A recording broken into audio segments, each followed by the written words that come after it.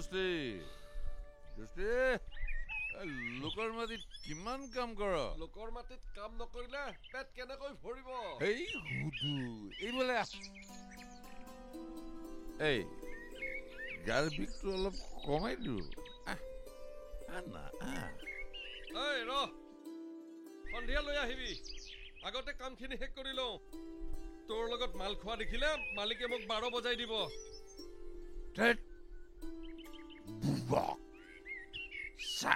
তোকতো মই হাল বব কোৱা নাই হা এই পুতুককে মাৰি যাবি এইটো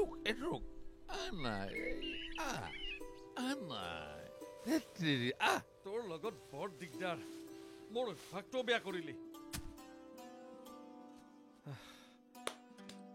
তই এটা মস্ত বুৰ্বক বন্ধু মোৰ চা তোৰ মাল খাব কেপাচিটি নাই হা তোক মই মাল খুৱাওঁ এইটো বন্ধু হিচাপে মোৰ এটা কৰ্তব্য হয়নে নহয় ক তই ক হ'ব দে কি মই কিন্তু অলপ খাম হা মালিকে গম পালে মোক 12 বজাই দিব টকা কাটিব তোৰ মালিকটো কিন্তু বৈদ্য টেঙৰ দেই ই দুখীয়া টকা মই খাতিৰ নকৰো তোৰ সঁচা কথা দুখীয়াৰ পৰা তোৰ মালিকে কেৱল টকা কাটিব জানে হ'ব দে হ'ব দে আচলতে সি এটা সাপ সৰ্প তেজপিয়া সাপ হ'ব দে তই সেইটো ল মই মালিকক চাই আছো দে তই পুতুককে মাৰি দিবি হা খাই দোস্তি পিধি দে মই চাই আছো দে মালিক নাই দে মই চাই আছো আহিলে কৈ দিম তোক দে পটাপট মাৰ গুড এইটো থ গুড বঢ়িয়া আৰাম পাইছ অলপ শক্তি পাবি এতিয়া ঠিকছে কাম কৰিব পাৰিবি এ ভাই মোৰ এটা বৰ ডাঙৰ চিন্তা হৈছে আৰে মোক তোৰ চব চিন্তা দূৰ কৰি দিম তোক যে অলপতে খুৱাই দিলো এইটো হৈছে চিন্তা নাশক দৰৱ কি ৰৈ আছ তোৰ না কি হৈছে আকৌ পাপে হ'ব ওলাইছো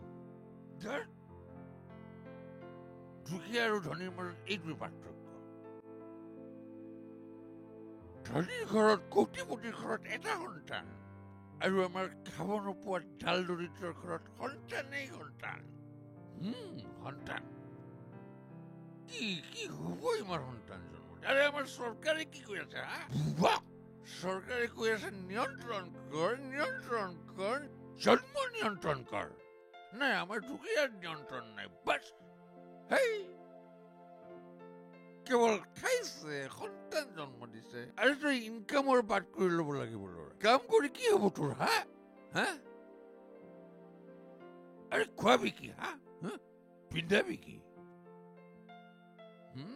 নাঙঠ কৰি জীৱ জন্তুৰ দৰে ৰ'দে বৰষুণে ডাঙৰ কৰিবলৈ ল'ৰা ছোৱালীক এৰি দিবি নেকি তই আগৰজনীও ছোৱালী চিন্তা হৈছে ভাই এইবাৰো যদি ছোৱালী হয় এইটো চিন্তাৰ কোনো কাৰণ ছোৱালী বুলি গম পালে বুৰণটো গৰ্ভতে ধ্বংস কৰি দিয়ে খতম কেনেকৈ এই বুৰ্বক চা ডাক্তৰ আছেতো পৃথিৱীত ডাক্তৰ চব মই মেনেজ কৰিম মোৰ কেপাচিটি আছে তই জানো এতিয়া কৰোঁ তোৰ ছোৱালীজনীৰ বয়স কিমান হৈছে ডাঙৰজনীৰ 11 বছৰ হ'ল পঢ়াত বৰ ভাল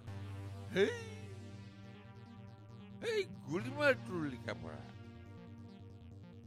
আৰে ছোৱালীজনী তোৰ আজি 11-10 বছৰীয়া কৈছ নহয় তাইক তই ইনকামৰ বাদ কৰি ল মই তাইক ইনকামৰ বাদ উলিয়াই দি আছো আৰে দুখীয়াৰ ছোৱালী লিখা পঢ়া কৰি হাকি মই কিডাল কৰিব হা লাভ নাই তই মোৰ ওপৰত এৰি দে তোৰ ছোৱালীজনীৰ মই তাইক হেজাৰ টকা ইনকাম কৰি দিম কিন্তু কেনেকৈ এই দোস্তি মোৰ কেপাচিটি আছেতো মোৰ বৈদ্য কেপাচিটি আছে জানো কেপাচিটি থকা মানুহ শুন তোক মই কমচে কম মাহেকত 10,000 টকা উলিয়াই দিম মাহেকত 10,000 টকা আৰে ভাই চাই লবি না মোৰ খেল কিন্তু এটা কথা দোস্তি মালটো পালে কিন্তু মোক পাহৰি নাযাবি এইটো মাৰি লাভ নাই সেইটো মাৰি বহুতে মালটো পালে নহয় সহায় কৰি দিয়া জানক পাহৰি সেইটো নহবি কিন্তু তই দেই কাম কৰ আচল জিনিসটোৱে পাহৰিছো দেই।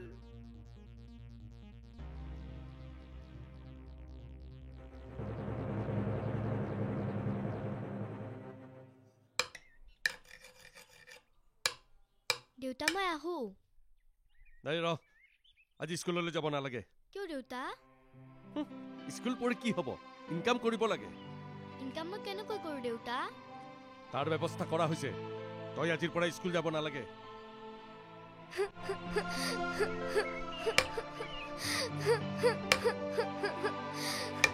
পঢ়ি মই বহুত ভাল পাওঁ। মোক স্কুললৈ যাবলৈ দে।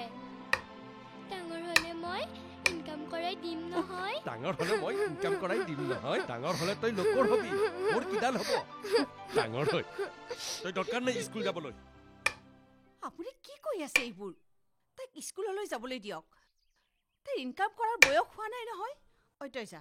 এই তই মনে মনে থাক। সংসাৰ চলোৱাৰ জ্বালা মই জানো। এইজনী চিন্তাতে মোৰ তৎ নাই। আকৌ মাক হ'বলৈ ৰৈ আছে। মাক মই হওঁ বুলি হ'ব পাৰো নেকি? কি জাতৰ পুৰুষ আপুনি হা? হয় উঠ, তই স্কুললৈ যা। যা। এই মাষ্টৰক কৈ আহিবি আজিৰ পৰা স্কুললৈ নাযাওঁ বুলি। আপোনাৰ হৈছে কি হা? পৱনে মোক উদ্ধাৰ কৰাৰ বাট দেখুৱাইছে। তোৰ ছোৱালীজনীক পঢ়োৱাৰ নামত তোৰ কি লাভ হ'ব ক? অংকটো তই মোক ছাৰ তাইক ঠিক আছে, তাইক তই পঢ়োৱালি, খোৱালি, পিন্ধালি, চব কৰি। তাৰপিছত ধৰি ল তাই এটা সৰু চাকৰি পালে। হেল্ল' হেল্ল' এই কি কৈ আছিলো? য়েছ, ধৰি ল তাই এটা সৰু চাকৰি পালে। চাকৰিটো পোৱাৰ পিছত তই তাইক বিয়া দি দিলি। এখন ঘৰলৈ গুচি গ'ল। গৈ পেলাই চাকৰিৰ খৰচখিনি তাই ক'ত কৰিব? আৰু এই অংকটোতো মেইন অংক, মেইন কথা তাই সেই পইচাখিনি সেইখন ঘৰত খৰচ কৰিব। তোৰ কি লাভ হ'ল? কি লাভ হ'ল? গতিকে চা, মোৰ যুক্তিটো হৈছে কি, আমাক ইনকাম লাগে। হা, তই কিমান দিন কোৰ মাৰিবি? হা, বুঢ়া হৈ যাবি, বেমাৰী হৈ যাবি। হা, শুন, তাইৰ ইনকামৰ ব্যৱস্থা মই কৰিছো। এজন অফিচাৰ ঠিক কৰিছো। তাইক মান্থলি 10,000 কে দিম। নগদ মাহত 10,000 গন্তি কৰিবি। আৰে ছোৱালী, মই আছোতো। আৰে ভাই, মই আছো।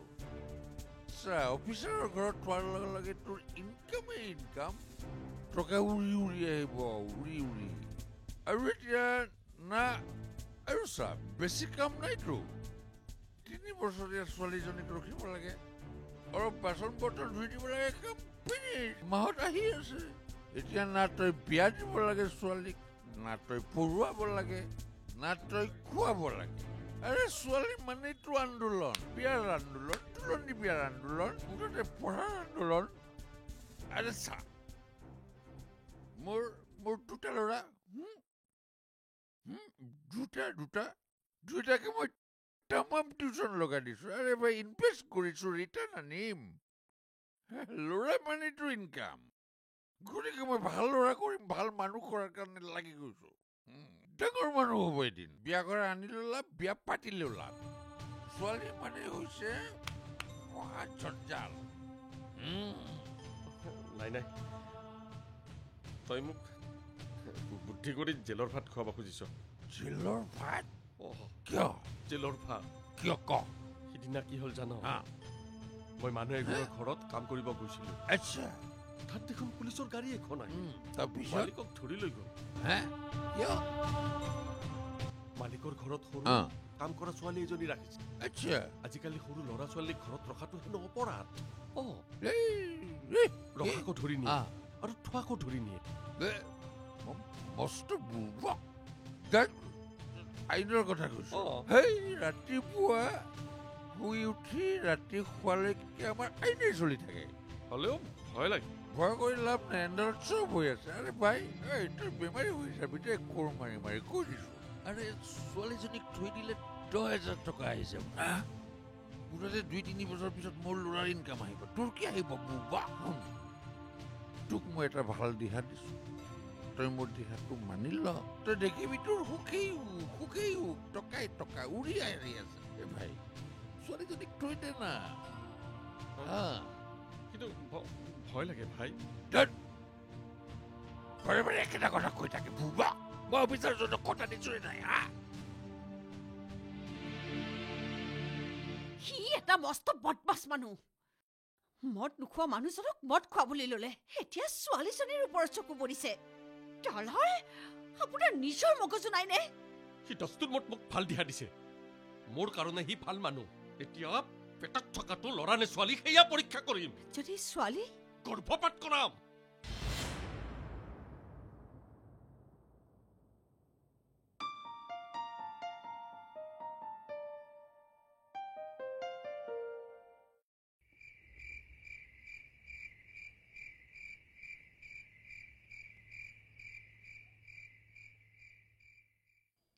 ছোৱালীৰ সিমানেই অনাদৰণে পেটৰ ভিতৰত থকাটোকো মাৰি পেলোৱাৰ চেষ্টা আৰু জন্ম পাই পৃথিৱী দেখাজনীকো চাকৰ কৰাৰ ইচ্ছা মই নিচে নাৰী হৈ কেনেকৈ সহ্য কৰোঁ 10,000 টকা মাহটোৰ গেলামাল শাক চব্জি চব আৰামত আহি যাব চাব্বাছ পৱন তই মোৰ আচল বন্ধু এতিয়া দ্বিতীয় সন্তানটোৰ দিহা লগাব লাগে ল'ৰা হ'লেতো কথাই নাই ছোৱালী হ'লে ৰাখি লাভ নাই আৰু জঞ্জাল বাঢ়িব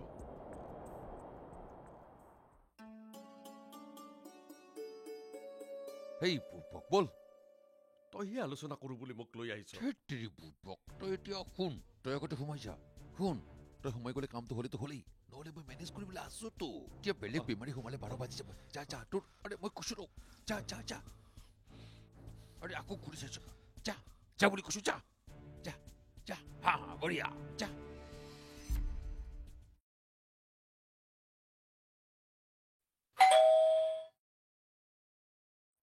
সোমাই আহিব পাৰে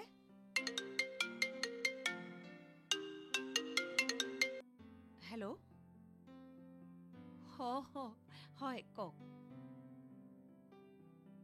নাই একো চিন্তা কৰিব নালাগে আপুনি মেডিচিনখিনি দি আছেনে বাৰু ঠিক আছে মেডিচিনখিনি লৈ থাকিব আৰু এবাৰ লৈ আহিব নহ'লে মই চেকআপটো ভালদৰে কৰি দিম ঠিক আছে বাৰু বহক থিয় হৈ আছে যে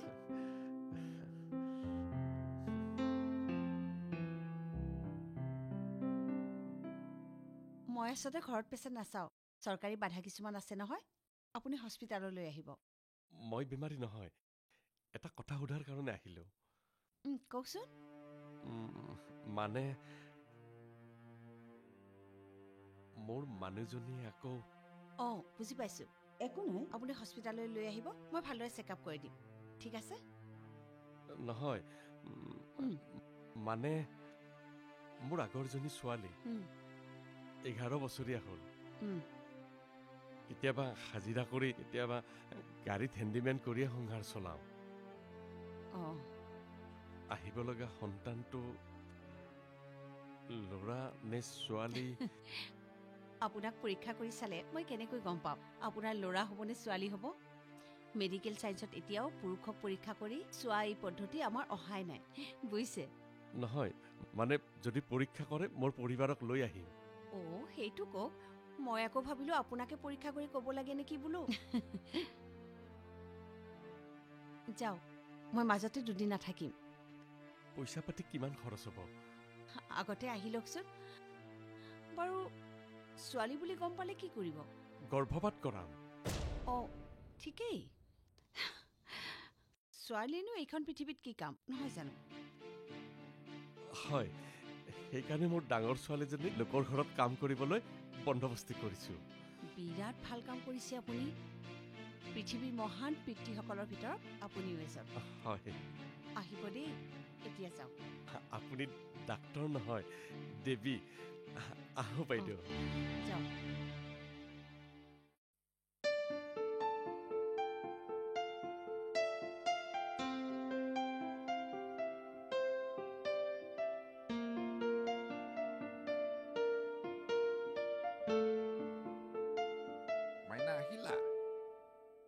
ভালকৈ পঢ়িবা দেই তোমাৰ নাম ৰাখিবা আমাৰ গাঁওখনৰ নাম ৰাখিবা কিবা অসুবিধা হ'লে ক'বা মই সহায় কৰি দিম নহয়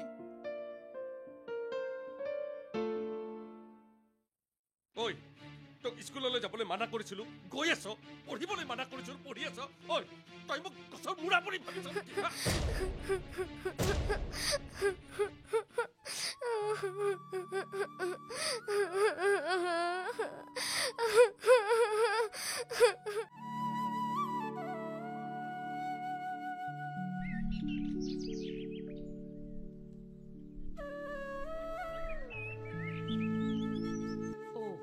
তই আজি স্কুললৈ নগলি কিয় বন্ধ নেকি যা সোনকালে পলম হ'ব কালি দেউতাই কিতাপ পঢ়ি থাকোঁতে কিতাপবোৰ দলিয়াই দিলে মই বোলে পঢ়িব নালাগে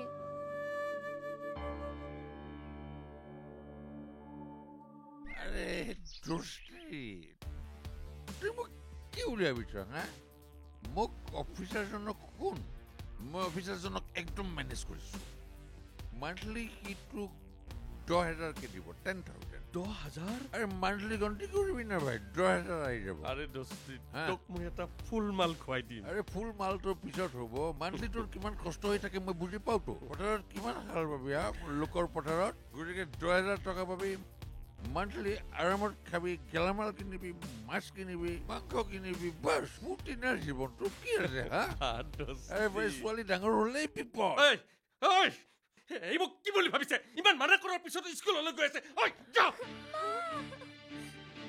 আপুনি তাইক মাৰি নেপেলাই কিয় তাই স্কুললৈ নগৈ কৰিব কি ঐ তাৰ ব্যৱস্থা মই কৰিছো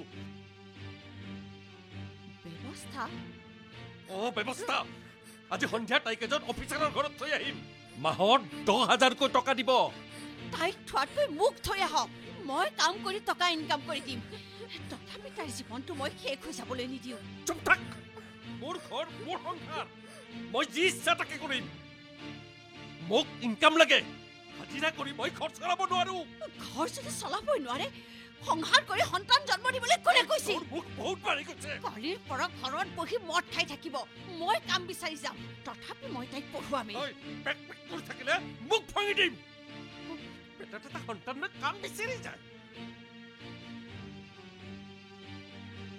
হয় বল এই ক'ত যাওঁ এইক স্কুলত থৈ আহো মোক কি কৰে পিছত কৰি থাকিব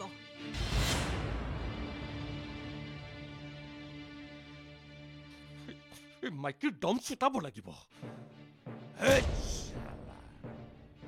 আৰে চালা তোৰ ঘৈণীয়েৰে তোৰ সন্মুখেৰে ছোৱালীজনীক স্কুললৈ লৈ গ'ল তই পুৰুষডাল হৈ পেলাই মুখ মেলি চাই থাকিলি হা আৰে মই এতিয়া অফিচাৰজনক কি বুলি ক'ম হা মই তাইক বধ কৰিম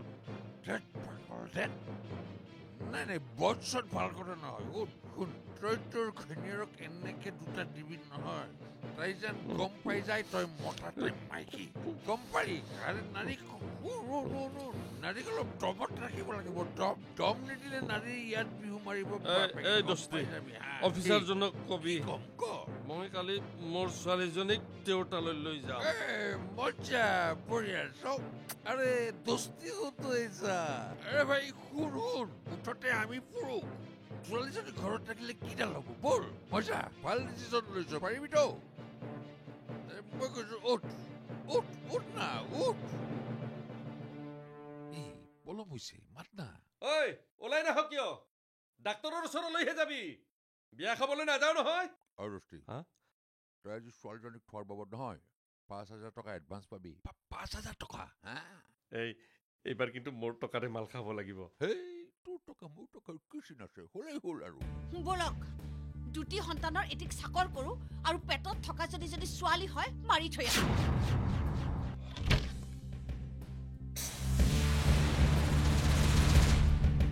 দোস্তি তোৰ পৰিবাৰৰ বুদ্ধ দম আছে নেকি বল বল বল বল বল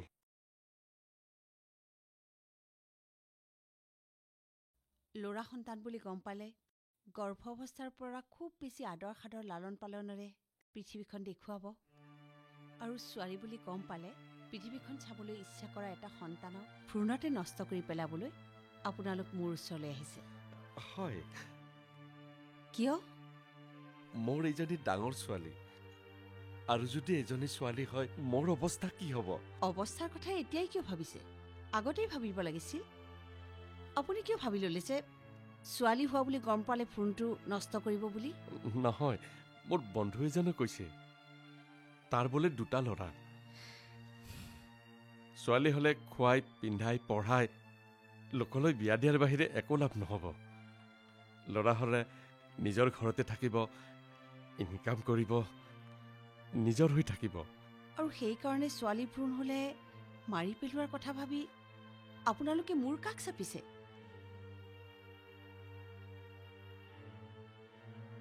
এই ছোৱালীজনীক ঘৰত কি শিক্ষা দি আছে বাৰু?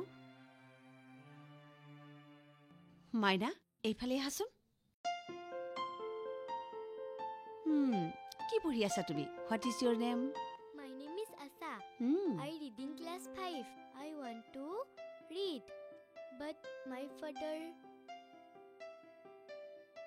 does not support me. কেনেকুৱা মাক দেউতাক বাৰু আপোনালোক? আপোনালোকে দৈৱকী কোন জানে? কোন হয় দৈৱকী? কৃষ্ণৰ মাক। কৃষ্ণৰ মাক। এই দৈৱকীৰ গৰ্ভতে আমাৰ যে গোটেই ভাৰতবৰ্ষতে সেৱা কৰে, ভাৰতবৰ্ষত যে পূজা কৰে, সেই কৃষ্ণৰ জন্ম হৈছিল। যদি দৈৱকীৰ গৰ্ভত কৃষ্ণৰ সেই ভ্ৰূণটো স্থাপন নহ'লহেঁতেন, আজি আমি কৃষ্ণক পূজা কৰিবলৈ পালোহেঁতেন নে? যদি দৈৱকীৰ গৰ্ভত বাসুদেৱে সেই ভ্ৰূণটো স্থাপন কৰি নিদিলেহেঁতেন, কৃষ্ণৰ আজি জন্ম হ'লহেঁতেন নে বাৰু? আৰু যে কৃষ্ণক সেই যে জন্ম দিছে, তেওঁ এগৰাকী নাৰীয়েই হয়। যিখন দেশত নাৰীক অৱহেলা কৰা আপোনালোকৰ দৰে পুৰুষ আছে নহয়, সেইখন দেশকে কিন্তু আমি ভাৰত মাতা বুলি কওঁ। কি খেল, কি ক্ৰীড়া, কি সংস্কৃতি, কি বিজ্ঞান! কোনখন উচ্চ আসনত নাৰী নাই আজি? মহাকাশত উপঙি ফুৰিছে আমাৰ নাৰী। আৰু আপুনি নাৰীৰ ভ্ৰূণ হত্যাৰ দৰে এটা ঘাতক অপৰাধ কৰিব আহিছে। হাত ভৰি মন মগজু থকা এগৰাকী পুৰুষ আপুনি। যদি সংসাৰ চলাবলৈ আপোনাৰ বলেই নাই, সন্তান জন্ম দিছিল কিয়? যদি সন্তানক শিক্ষাই দিব নোৱাৰে, যদি ইহঁতক ভাল জীৱন এটাই দিব নোৱাৰে, জন্ম কিয় দিছিল আপুনি? আৰু আপুনি এইখন পৃথিৱীত বুজা হৈ জীয়াই আছে কিয় যদি একো কৰিবই নোৱাৰে? আপোনালোকে এটা কথা গম পায়নে? তাইৰ বয়সত মই ইংৰাজী পঢ়িবলৈহে শিকিছিলোঁ, কিন্তু তাইৰ দৰে ইমান ধুনীয়াকৈ ক'ব পৰা নাছিলোঁ। কিন্তু আপোনাৰ দৰে এগৰাকী নিম্ন মনোবৃত্তিৰ মানুহৰ লগত থকাৰ পিছতো তাই এই জ্ঞান আয়ত্ত কৰি লৈছে, যাৰ বাবে মই আজি তাইক লৈ গৌৰৱ অনুভৱ কৰিছোঁ।